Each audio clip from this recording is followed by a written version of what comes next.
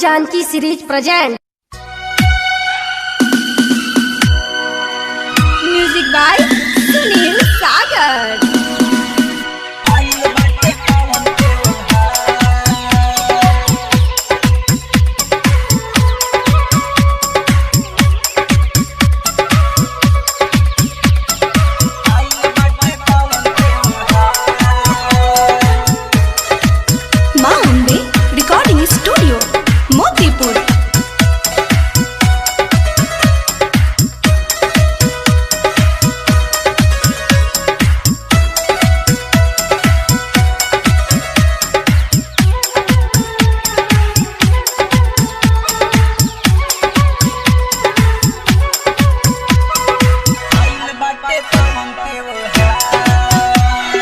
जब से भैया गइल तू चिट्ठियों ना कैल तू भूल गइल बहिना के प्यार के कहरा के बांधी हो हाथवा पर राखी हो आइल बाटे पावन त्योहार आइल बाटे पावन त्योहार। जब से भैया गइल तू चिट्ठियों ना कैल तू भूल गइल बहिना के प्यार के कहरा के बांधी हो हाथवा पर राखी हो आइल बाटे पावन त्योहार।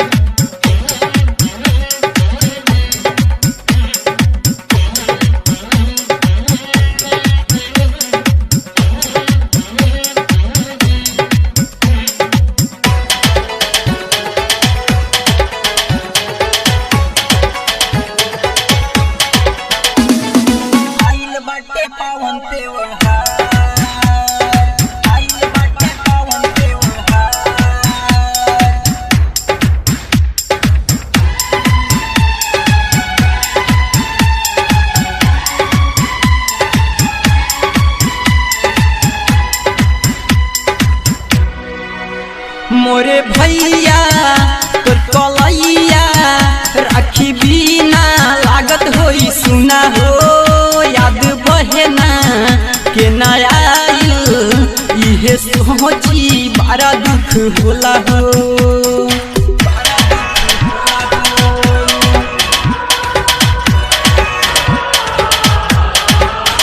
मोरे भैया तोर कलैया राखी बिना लागत होई सुना हो याद बहेना के नया इहे सोची बड़ा दुख होला हो।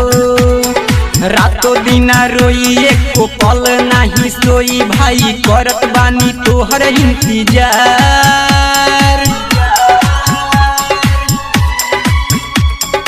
के कहरा के बांधी हो हाथवा पर राखी हो आइल बाटे पावन त्योहार आइल बाटे पावन त्योहार।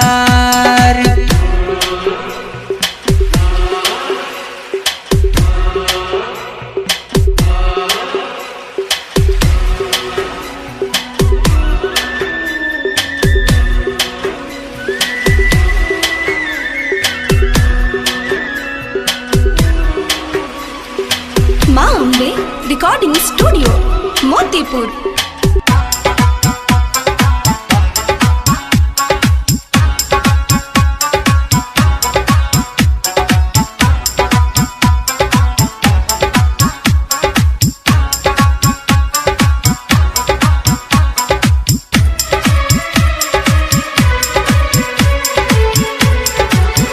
मन भावन आगे सावन बड़ा पावन हवे ई महीना आजा मोरे भैया रोई रोई कहले बहिना।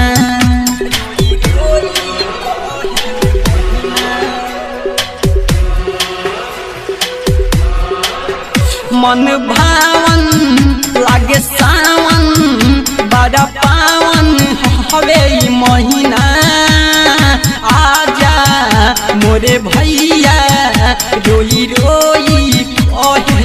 महीना। सागर सुनील भैया विजय बिहारी भैया आजा खुशी लेके बेसुमार।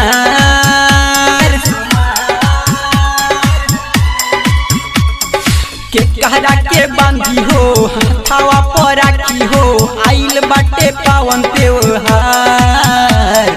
आइल बाटे पावन त्योहार। जब से भैया गइल तू चिट्ठियों ना कैल तू भूल गइल बहिना के प्यार। के कहरा के बांधी हो हथावा पर राखी हो आइल बाटे पावन त्योहार। आइल बाटे पावन त्योहार।